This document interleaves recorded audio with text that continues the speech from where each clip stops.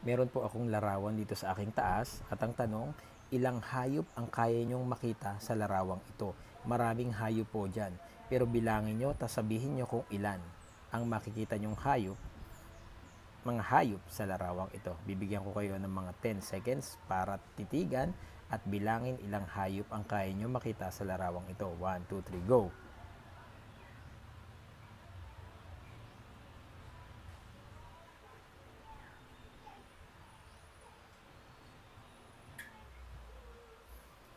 Time is up! At ano po ang tamang kasagutan? Tinitigan nyo ba? Binilang nyo ba? Ang tamang kasagutan po ay siyam.